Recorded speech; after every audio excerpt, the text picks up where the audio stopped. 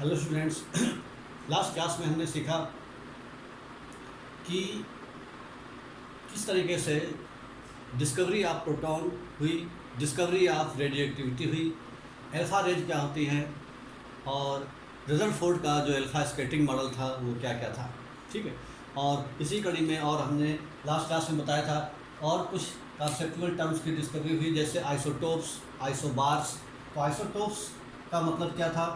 Isotopes एक बार फिर से रिपीट करते हैं। आइसोटोप्स का मतलब है the same elements having same atomic number different elements. The same elements, the same elements having same atomic number, the same elements having same atomic number,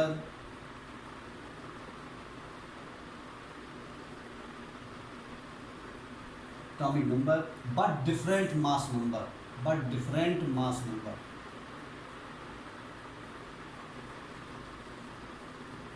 but different mass number इनको कहते हैं हम लोग isotopes. तो isotopes की खास बात क्या है? The elements having same atomic number. जैसे example of isotopes, isotopes of hydrogen 1H1, 1H2 and 1H3. So these are the isotopes of hydrogen because all having same atomic number, different mass number. नीचे वाला element, नीचे वाला atomic number है, ऊपर वाला mass number होता है। तो एटॉमिक नंबर इन तीनों का सेम है, मास नंबर डिफरेंट है। ऐसे examples of carbon 6C12, 6C13, 6C14. तो these are the isotopes of carbon. तीनों के पास एटॉमिक नंबर सेम है, मास नंबर अलग अलग है। ऐसे क्लोरीन के लिए आइसोटोप्स हैं 35 एंड 37, एटॉमिक नंबर 7 है।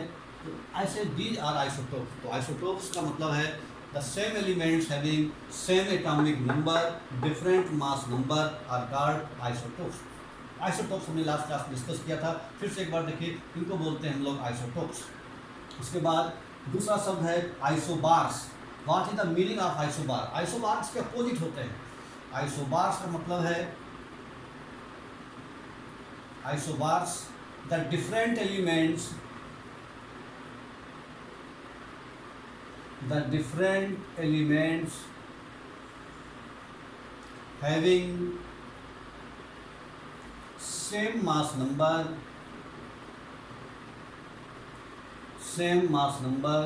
but different atomic number,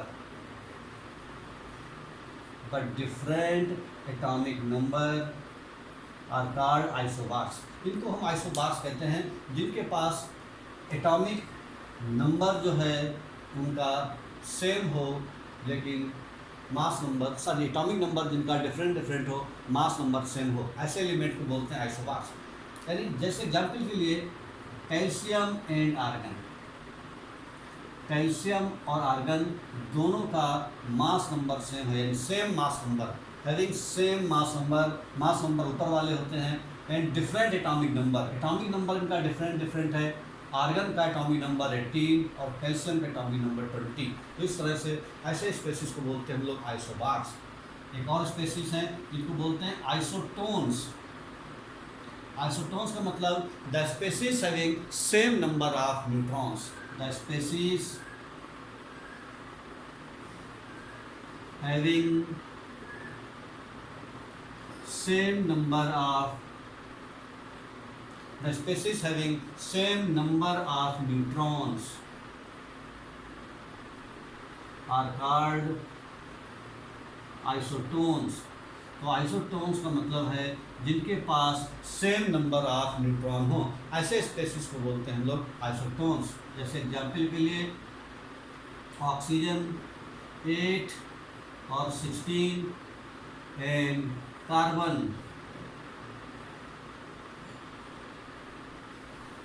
का आइसोटोप्स आएंगे 6C14, और ये ऑक्सीजन है।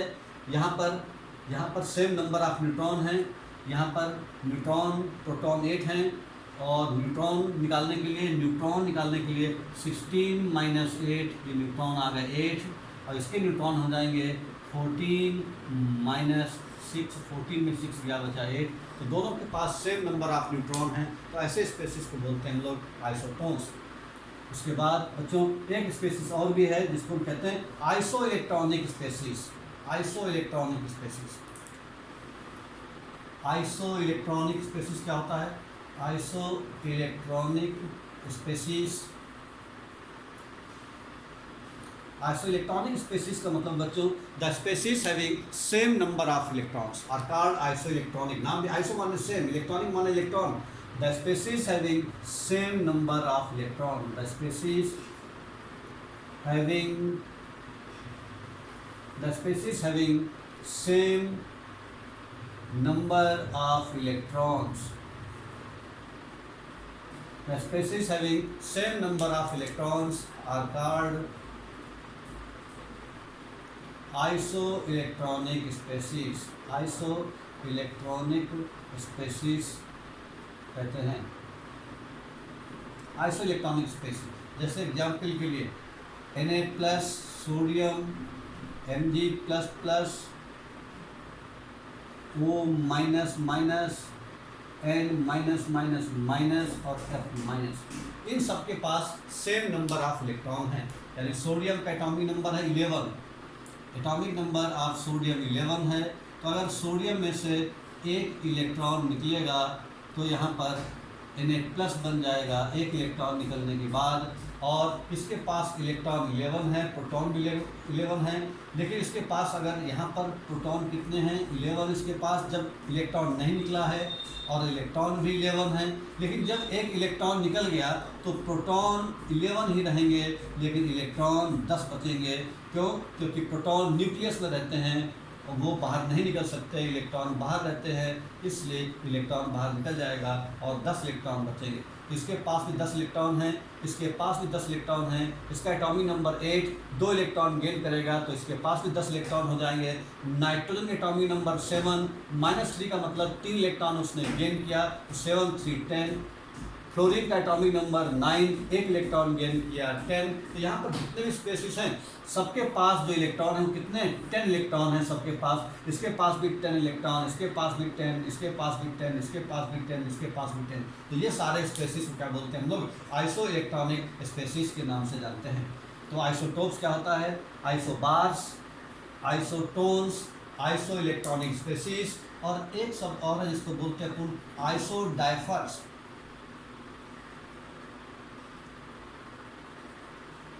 आइसोडाइफर्स का मतलब है the species having the same difference of neutron and proton. The species having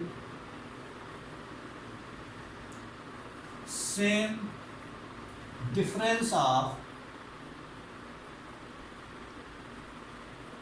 neutron and proton. Proton और न्यूट्रॉन का जो डिफरेंस है वो सेम होना चाहिए, ऐसे स्पेस को बोलते हैं हम लोग आइसोडाइफर्स। जैसे एग्जाम्पल के लिए ऑक्सीजन,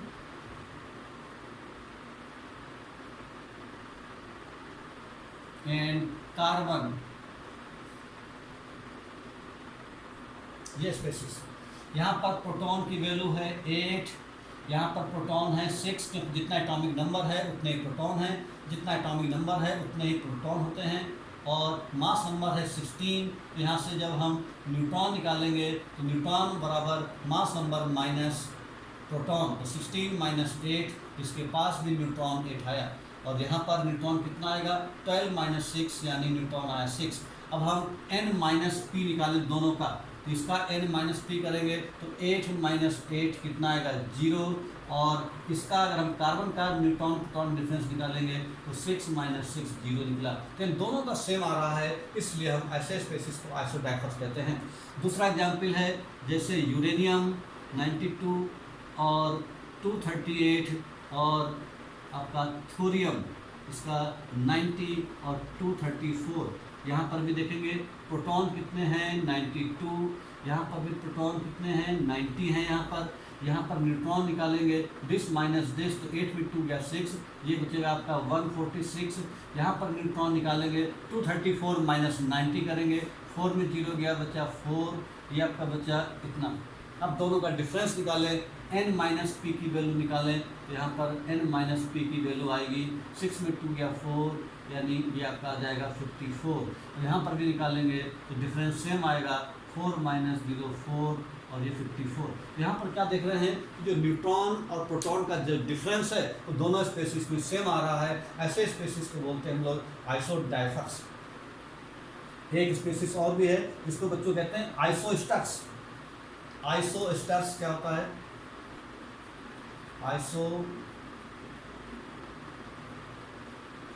आइसोस्टर्स का मतलब है the species having same number of atoms and same number of electrons. ऐसे स्पेसिस जिसमें दोनों बातें हों, उनके नंबर ऑफ एटम भी सेम हो और उन दोनों के पास जो नंबर ऑफ इलेक्ट्रॉन भी सेम हो, ऐसे स्पेसिस को हम लोग बोलते हैं आइसोस्टर्स। जैसे एग्जाम्पल कार्बन डाइऑक्साइड और नाइट्रस ऑक्साइड, यहाँ पर दोनों के पास नंबर ऑफ एटम 3 हैं। नंबर ऑफ एटम इसके पास कितने हैं? 2 ऑक्सीजन का, 1 कार्बन का, तो 2 + 1 3 एटम हैं। यहाँ पर 2 नाइट्रोजन के और 1 ऑक्सीजन का, तो नंबर ऑफ एटम दोनों के पास 3 हैं। अब नंबर ऑफ इलेक्ट्रॉन काउंट करेंगे तो नंबर ऑफ इलेक्ट्रॉन दोनों की निकालेंगे। नंबर ऑफ इलेक्ट्रॉन कैसे निकालेंगे? नंबर ऑफ इलेक्ट्रॉन निकालना आपने फर्स्ट चैप्टर में सीखा होगा, मोल कॉन्सेप्ट में आपका, तो उसमें नंबर ऑफ इलेक्ट्रॉन्स निकालना बताया गया था। जैसे कार्बन डाइऑक्साइड के इलेक्ट्रॉन निकालना है, कार्बन डाइऑक्साइड के इलेक्ट्रॉन निकालना है तो सबसे पहले कार्बन लिख लो, ऑक्सीजन लिख लो।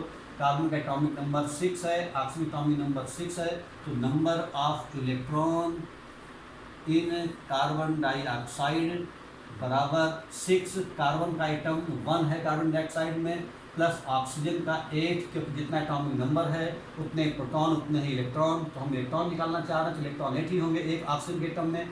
यहाँ पर ऑक्सीजन के 2 एटम हैं, तो यहाँ पर 6 1 जा 6, 8 2 जा 16, तो टोटल इलेक्ट्रॉन निकल आए 22।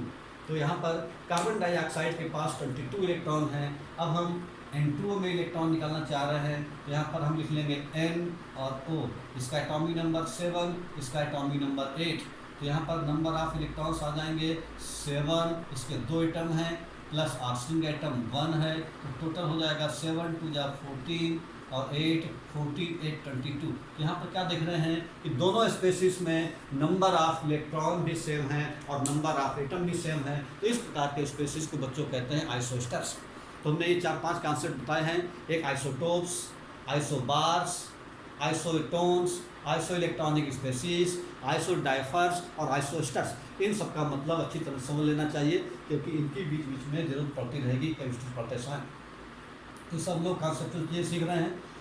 तो इस तरीके से आइसोस्टर्स और आइसोबार्स के बारे में हमने आपको जानकारी दिया क्या होता है। उसके बाद आगे क्या हुआ, जब आपका रदरफोर्ड मॉडल आया। रदरफोर्ड मॉडल ने बताया कि जो इलेक्ट्रॉन है और प्रोटॉन का अरेंजमेंट बताया। क्या बताया कि न्यूक्लियस जो है, न्यूक्लियस है बहुत कम जगह घेरता है। उन्होंने जो बातें बताई, जो हमने पिछले भी बताई, कि किसी भी एटम में जो न्यूक्लियस हो बहुत कम जगह घेरता है पूरे एटम के कंपेरिजन में, और इस पूरे न्यूक्लियस में ही पूरे एटम का मास निहित रहता है। उसके बाद में जो इलेक्ट्रॉन हैं वो न्यूक्लियस के चारों ओर हाई स्पीड से मूव करते रहते हैं।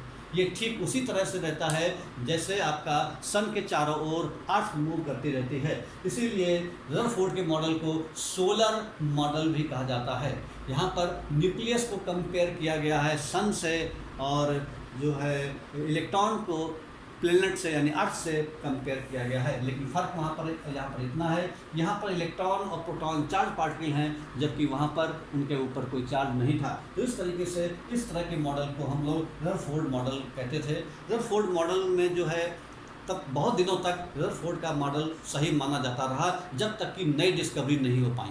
तो अब देखते हैं कि कौन कौन सी नई डिस्कवरी आई।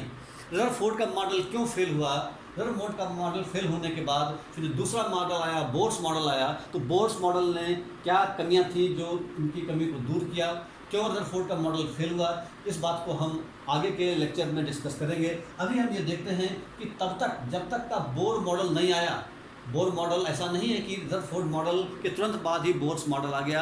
रदरफोर्ड का मॉडल कुछ दिन तक सही माना जाता रहा और जब नई नई डिस्कवरी होती गई तब उन डिस्कवरी के अकॉर्डिंग रदरफोर्ड का मॉडल में कुछ कमियां आने लगी और बोर मॉडल उस कमी को फिर पूरा करने का काम किया बोर्स ने और इनके मॉडल को डिस्कार्ड कर दिया, इनका मॉडल फिर फेल हो गया। तो आगे की क्लास में डिस्कस करेंगे कि क्यों रदरफोर्ड का मॉडल फेल हो गया। उसके तक वहाँ तक पहुँचने के लिए पहले कुछ और नई चीज़ों की डिस्कवरी हो चुकी थी। तो क्या नई चीज़ों की डिस्कवरी हुई थी? तो दो मेन कॉन्सेप्ट तब तक और भी आ चुके थे। क्या मेन कॉन्सेप्ट थे? एक पहला कॉन्सेप्ट था आपका, पहला कॉन्सेप्ट था dual nature of electromagnetic radiation. एक खास बात ये थी dual nature of electromagnetic radiation, और दूसरा खास बात थी एटॉमिक स्पेक्ट्रा।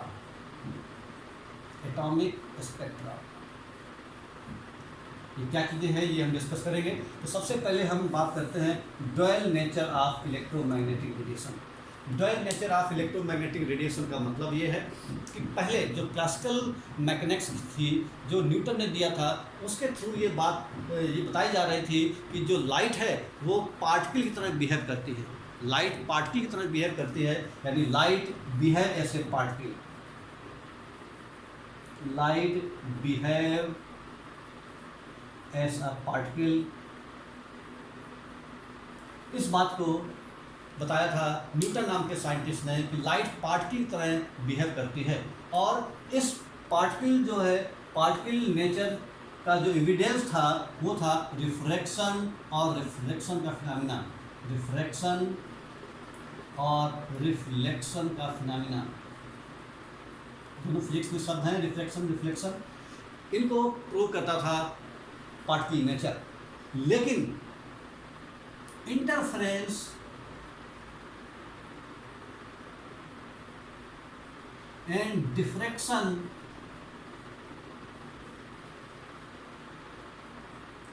डिफ्रैक्शन जैसे फिनोमेना को लाइट का पार्टिकल नेचर एक्सप्लेन नहीं कर पाया। जब इन फिनोमेना को एक्सप्लेन नहीं कर पाया तो हाइगन्स नाम के साइंटिस्ट ने एक थ्योरी दी जिसको बोलते हैं वेव थ्योरी। हाइगन्स नाम का ध्यान रखिए, जो फिजिक्स में आप पढ़ेंगे हाइगन्स ने एक थ्योरी दिया जिसको बोलते हैं वेव थ्योरी, और उन्होंने बताया कि जो लाइट है वो पार्टिकल की तरह तो बिहेव करती है, साथ में वेव की तरह भी बिहेव करती है। और उन्होंने बताया कि dual nature of electromagnetic radiation का मतलब ये है कि जो लाइट है वो लाइट पार्टिकल की तरह भी बिहेव करती है और लाइट वेव की तरह भी बिहेवियर करती है। कि अगर लाइट केवल पार्टिकल की तरह बिहेव करती है तो इसका मतलब इसको एक्सप्लेन नहीं कर पाएगी, जबकि लाइट इसको भी एक्सप्लेन कर रही थी, इसको भी कर रही थी, इसको भी कर रही थी, इसको भी कर रही थी। अगर खाली पार्टिकल नेचर होता तो खाली इसको एक्सप्लेन कर पाती, खाली लाइट अगर वेव जैसी होती तो ये वेव की जो प्रॉपर्टी जो फॉलो करती है इंटरफेरेंस और डिफ्रैक्शन जैसे फिनोमेना को प्रूव कर पाती। लेकिन लाइट इन चारों को प्रूव कर रही है, इसका मतलब लाइट के अंदर दोनों तरह की प्रॉपर्टी है। लाइट ड्यूअल बिहेवियर मतलब दोनों तरीके की बिहेवियर है इसके पास, पार्टिकल जैसा भी बिहेवियर करती है लाइट और वेव जैसा भी बिहेवियर करती है। ये बात हाइगन्स नाम के साइंटिस्ट ने वेव थ्योरी में पता करके इंटरफेरेंस और डिफ्रैक्शन जैसे फिनोमेना को प्रूव किया। तो इस तरीके से हम देखते हैं कि जो है ड्यूअल नेचर है इलेक्ट्रोमैग्नेटिक रेडिएशन का, और इससे पता चलता है कि जो है आपका लाइट दो तरीके से बिहेव करती है, पार्टिकल बिहेवियर भी रहता है लाइट का और वेव जैसा भी बिहेवियर लाइट शो करती है। तो लाइट जो है वो दो तरीके से बिहेवियर शो करती है, वेव नेचर और पार्टिकल नेचर। तो जो वेव क्या होती है, तो वेव के बारे में, वेव आप जानते होंगे, वेव के बारे में जब कोई आपका शांत पानी है यानी तालाब है, बिल्कुल शांत है पानी, उसमें स्थिर है, अगर उसमें कोई हम पत्थर फेंकते हैं तो क्या देखते हैं इस तरह से ऊपर नीचे आपका चलना शुरू होता है, इस तरह से मूवमेंट दिखाई पड़ता है। इन्हीं मूवमेंट को हम लोग वेव के नाम से जानते हैं। तो वेव का मतलब इस तरह से जो आपका मूवमेंट है इसको हम लोग कहते हैं वेव। इस तरह से ये वेव कही जाती हैं। जो ये वाला जो पोर्शन है ऊपर की ओर जितना मैक्सिमम ऊपर जाता है इसको बोलते हैं हम लोग क्रेस्ट के नाम से जानते हैं, और जो नीचे वाला पोर्शन है इसको हम लोग ट्रफ के नाम से जानते हैं। तो ये क्रेस्ट और ट्रफ, तो ये वेव इस फॉर्म में चलती है। अब वेव की क्या क्या कैरेक्टरिस्टिक्स होती है ये जान लेते हैं।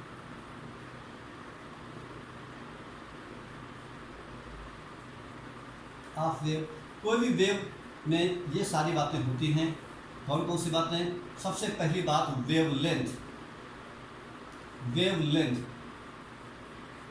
वेव लेंथ इसको ग्रीक वर्ड लैम्डा से रिप्रेजेंट करते हैं। लैम्डा, तो लैम्डा, इसको लैम्डा बोलते हैं। Lambda,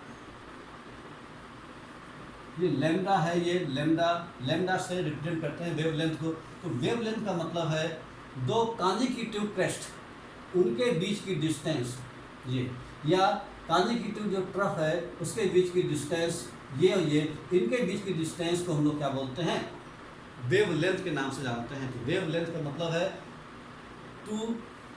the distance between two consecutive crest, the distance between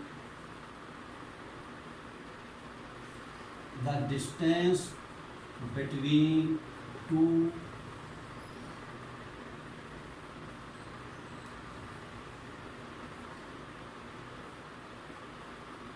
the distance between two consecutive crests is known as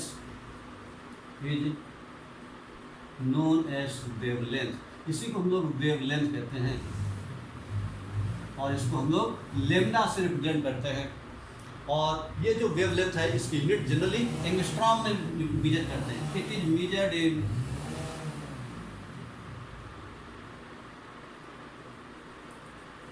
in angstrom या पिकोमीटर या फिर नैनोमीटर, ये सब छोटे छोटे यूनिट हैं। एक एंगस्ट्रॉम बराबर बच्चों होता है 10⁻⁻10 मीटर। एक पिकोमीटर बराबर 10⁻⁻12 मीटर, और 1 नैनोमीटर बराबर होता है 10⁻⁻9 मीटर। तो ये भी आपको ध्यान रखना है, न्यूमेरिकल लगाते समय इसकी जरूरत पड़ेगी। तो इस तरीके से दो कॉन्जिक्यूटिव क्रेस्ट या कॉन्जिक्यूटिव ट्रफ के बीच की डिस्टेंस को हम लोग कहते हैं लेम्डा या वेवलेंथ के नाम से जानते हैं। दूसरा इसकी कैरेक्टरिस्टिक्स क्या है? Frequency. Frequency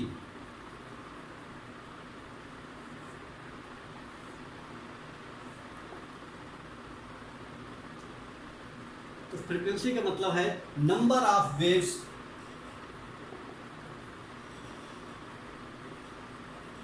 pass through one point, number of waves passes through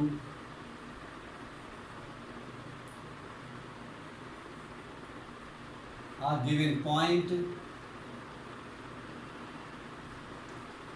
in 1 second is known as frequency।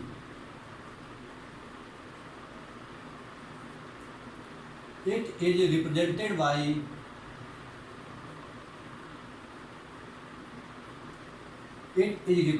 by Greek word nu। New, इसको न्यू से डिनोट करते हैं, न्यू से डिनोट करते हैं न्यू, और इसकी यूनिट है, इट्स यूनिट इज साइकिल पर सेकेंड।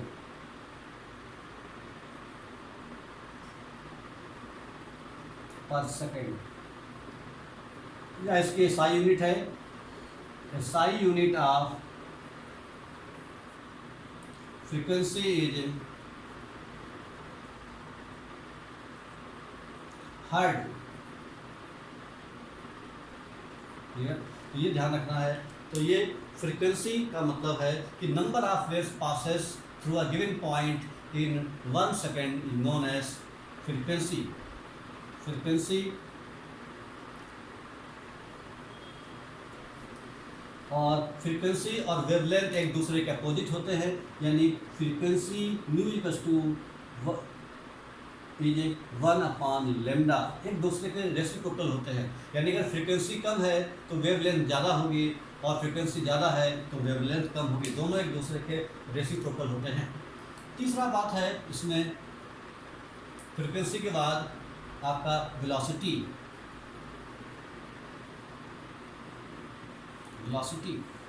तो ये है the distance traveled by wave in 1 second is known as velocity.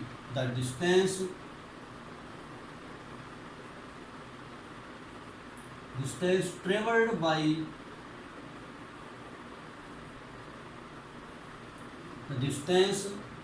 traveled by a wave in 1 second is known as velocity. Velocity of wave. तो ये velocity है, इसको बोलते हैं हम लोग वेलोसिटी को। और उसके बाद में अगला टर्म है amplitude and wave number. Amplitude चौथी प्रॉपर्टी है वेव की, एम्पलीट्यूड,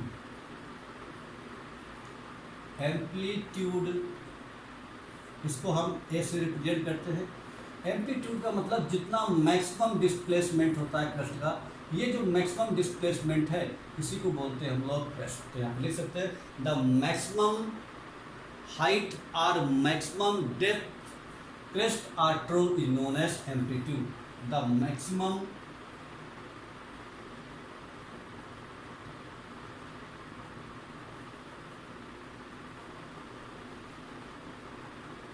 of crest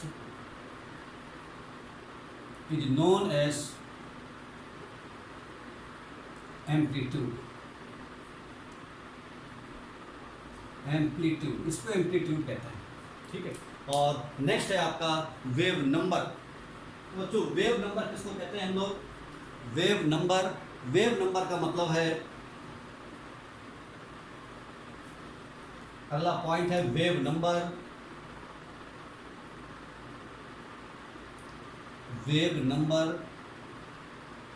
इसका मतलब है number of waves, number of wavelength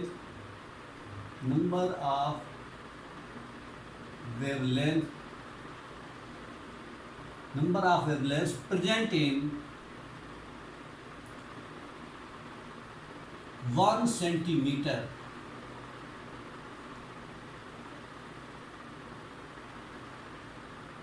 is known as wave number।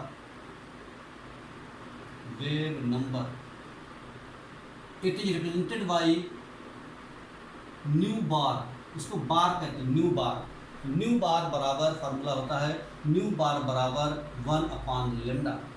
यानी जो अगर हमको लेमडा निकालना है तो इसका रेसिप्रोकल कर देंगे वेव नंबर का, तो लेमडा निकल आएगा। या हमको लेमडा पता है तो इसको हम रेसिप्रोकल कर देंगे तो हमारा वेव नंबर निकल आएगा। तो इस तरीके से हम number of wavelength present in 1 centimetre is known as wave number. और इसकी यूनिट होती है पर सेंटीमीटर, यूनिट है पर सेंटीमीटर। और SI unit of wave number, SI unit of wave number is पर मीटर। जो एसआई यूनिट होती है वो होती है पर मीटर, और वैसे इसकी यूनिट होती है पर सेंटीमीटर।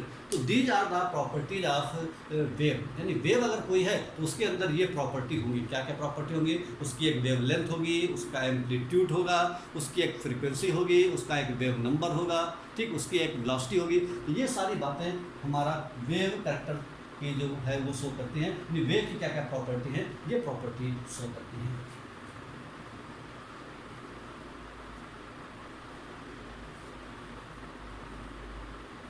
इसके बाद में नया टर्म है इलेक्ट्रोमैग्नेटिक रेडिएशन।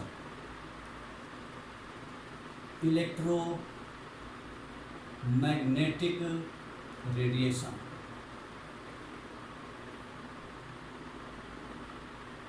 इलेक्ट्रोमैग्नेटिक रेडिएशन किसको कहते हैं?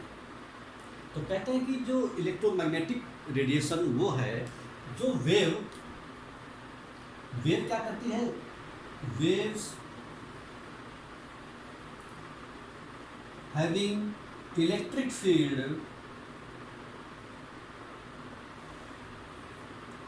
And magnetic field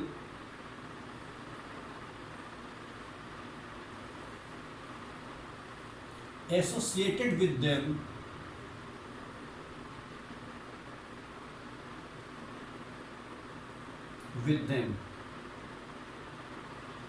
are known as electromagnetic radiation. Are known as electromagnetic radiation. Are known as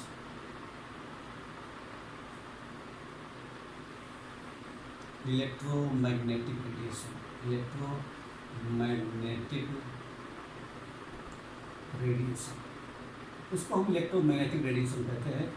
ऐसी वेव जो अपने अंदर इलेक्ट्रिक फील्ड और मैग्नेटिक फील्ड पे एसोसिएट किए हों, ठीक है, उनको हम लोग बोलते हैं electromagnetic radiation.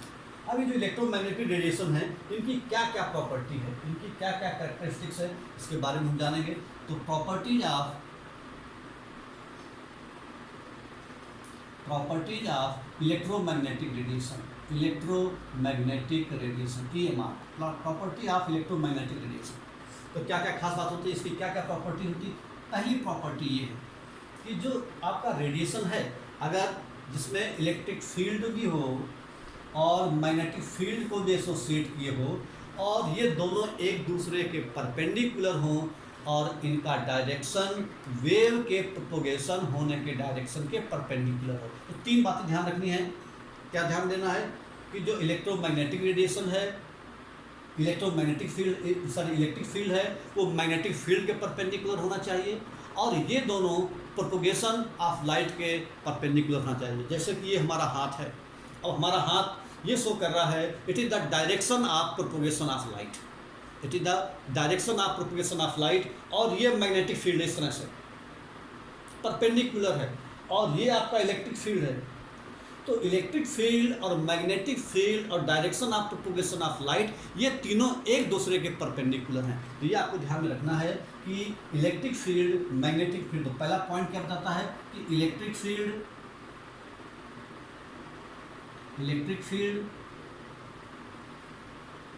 Magnetic field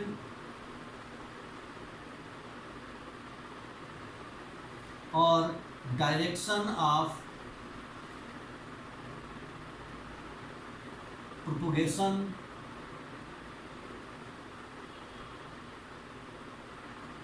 of light या वेव, लाइट चूंकि वेव की तरह है, तो ये तीनों are perpendicular to each other,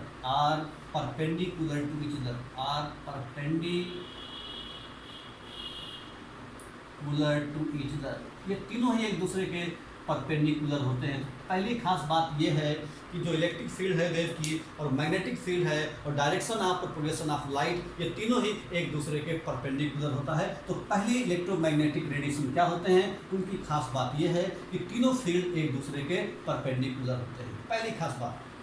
दूसरी खास बात क्या होती है, दीज रेज, जो इलेक्ट्रोमैग्नेटिक रेडिएशन है, electromagnetic radiation travel with same speed,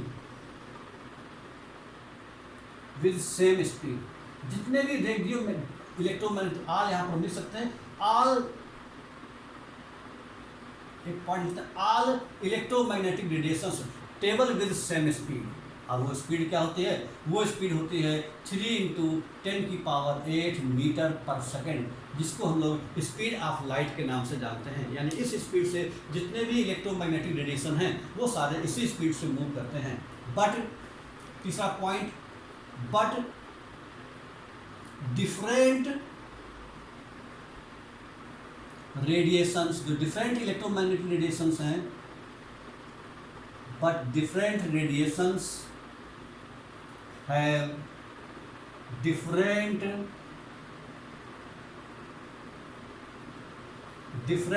wavelength,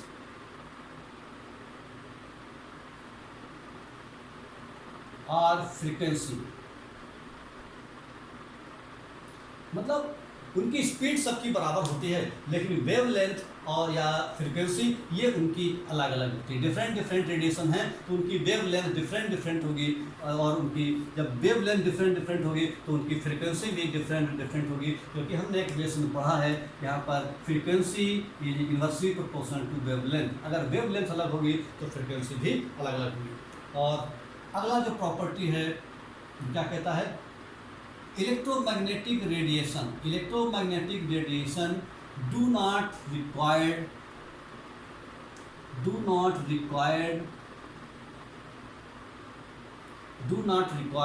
any medium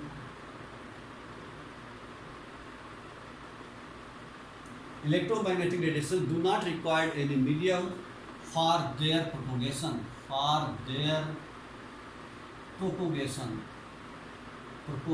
यानी उनको किसी भी प्रकार के मीडियम की जरूरत नहीं होती। जो इलेक्ट्रोमैग्नेटिक रेडिएशन है, all types of electromagnetic radiation do not require any medium, उनको किसी भी मीडियम की, उनको प्रोपोगेट होने के लिए किसी भी प्रकार के मीडियम की जरूरत नहीं होती। जिस तरीके से लाइट सन से अर्थ पर पहुंच जाती है इन द वैक्यूम, तो इसका मतलब ये हुआ कि लाइट को प्रोपोगेट होने के लिए किसी भी प्रकार के मीडियम की ज़रूरत नहीं होती, जबकि जो साउंड वगैरह है उसको प्रोपोगेट होने के लिए मीडियम की ज़रूरत पड़ती है।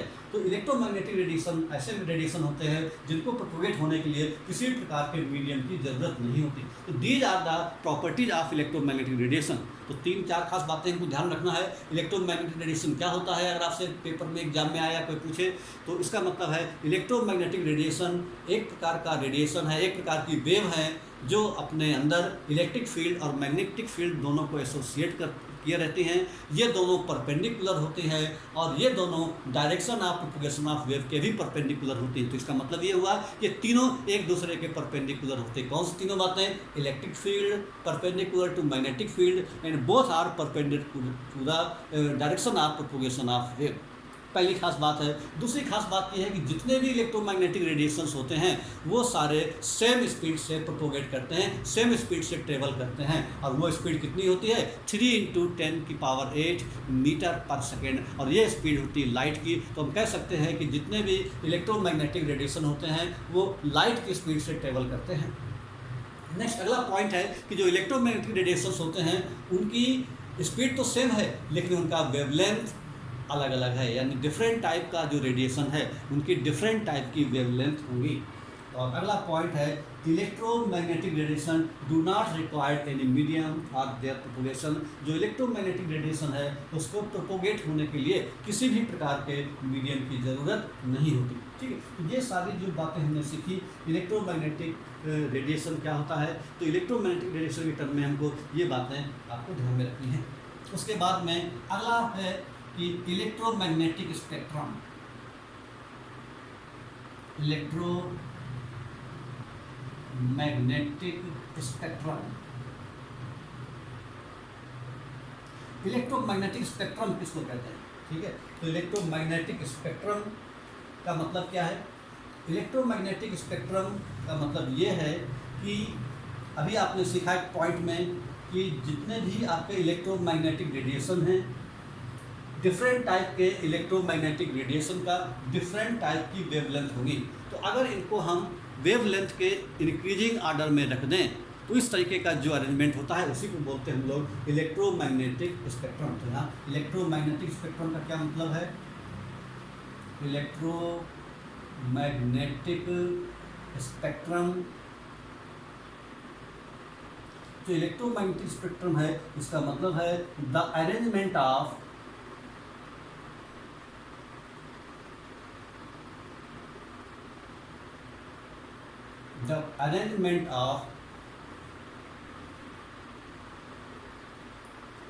increasing order of wavelength,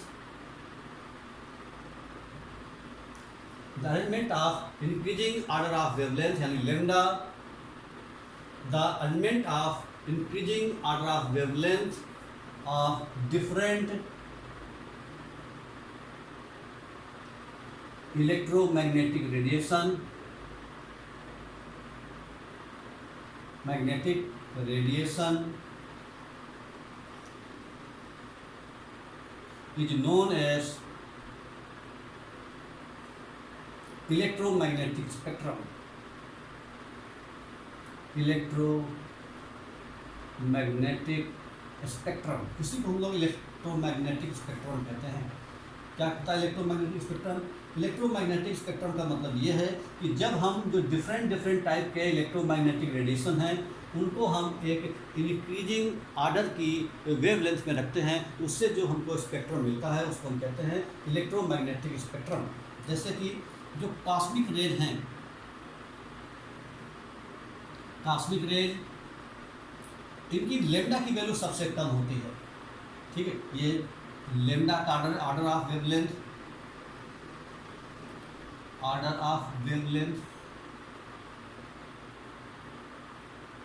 cosmic rays के बाद गामा रेज,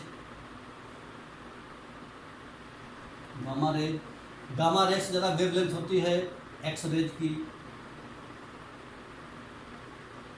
एक्स रेज के बाद ultra violet rays, UV rays, इनकी वेवलेंथ होती है।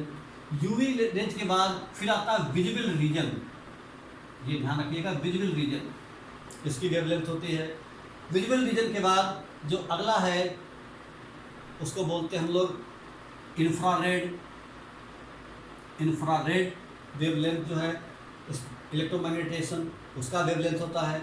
इंफ्रारेड के बाद जो वेवलेंथ होती है उसकी ज़्यादा होती है माइक्रोवेव की, माइक्रोवेव, और माइक्रोवेव के बाद सबसे ज़्यादा वेवलेंथ होती है रेडियो वेव, रेडियो वेव। तो हम क्या देखते हैं कि इंक्रीजिंग ऑर्डर में जा रहा है, हमारा इंक्रीजिंग ऑर्डर जा रहा है, यानी सबसे कम वेवलेंथ है कॉस्मिक रेज की और सबसे ज़्यादा वेवलेंथ है उसकी क्या नाम है रेडियो वेव की। तो इस तरीके से हम क्या देखते हैं कि एक प्रकार का जो इंक्रीजिंग ऑर्डर है वेवलेंथ का, इसी बात को अगर हम इनके इंक्रीजिंग ऑर्डर में रखें तो इस तरह के स्पेक्ट्रम को बोलते हैं हम लोग इलेक्ट्रोमैग्नेटिक स्पेक्ट्रम। तो इलेक्ट्रोमैग्नेटिक स्पेक्ट्रम का मतलब है कि जो आपका वेवलेंथ है उनको हम इंक्रीजिंग ऑर्डर में प्लेस करें डिफरेंट इलेक्ट्रोमैग्नेटिक रेडिएशन का, तो उससे हमको जो सीरीज मिलती है या स्पेक्ट्रम मिलता है उसको हम कहते हैं इलेक्ट्रोमैग्नेटिक स्पेक्ट्रम के नाम से जानते हैं। यहाँ पर कॉस्मिक रेज की वेवलेंथ सबसे कम है और रेडियो वेव की वेवलेंथ सबसे ज़्यादा है। यहाँ पर ये अल्ट्रा वायलेट रेज है, ये विजिबल रीजन है। तो जो विजिबल रीजन है जो हमको दिखाई पड़ता है केवल, वो विजिबल रीजन आपका बहुत कम रहता है, और वो विजिबल रीजन को, जो विजिबल रीजन है, इस विजिबल रीजन को हम लोग विबग्योर से डिवाइड कर देते हैं। विबग्योर नाम के पार्ट में रहता है विबग्योर। ये आपका वेवलेंथ है वायलेट कलर की, ये वेवलेंथ है रेड कलर की। ये छोटा सा जो एरिया है इसको बोलते हैं हम लोग विजिबल रीजन, और ये कितना रहता है 400 नैनोमीटर से लेकर के 760 नैनोमीटर के बीच में रहता है। यानी जो आपका वायलेट कलर है उसकी वेवलेंथ रहती है 400 नैनोमीटर, और जो आपका रेड कलर है उसकी वेवलेंथ रहती है 760 नैनोमीटर। इसका मतलब है इंफ्रारेड की जो वेवलेंथ है 760 नैनोमीटर से ज़्यादा होगी, माइक्रोवेव की और ज़्यादा होगी, और रेडियो वेव की और ज़्यादा होगी, और कॉस्मिक वेव की कम होगी, इससे काफ़ी कम होगी, और इसकी भी कम होगी 400 नैनोमीटर से, इसकी भी कम होगी और इसकी भी कम होगी। तो इस तरीके से हम देखते हैं कि विजिबल रीजन ये इतने पार्ट में डिवाइडेड है। विबग्योर के नाम से जानते हैं इसको। ये violet, indigo, blue, green, yellow, orange, red, तो ये इनकी कलर की जो वेवलेंथ है वो इस तरीके से डिवाइडेड है विबग्योर में। ओके स्टूडेंट्स, फिर पढ़ते हैं हम लोग नेक्स्ट लेक्चर में आगे।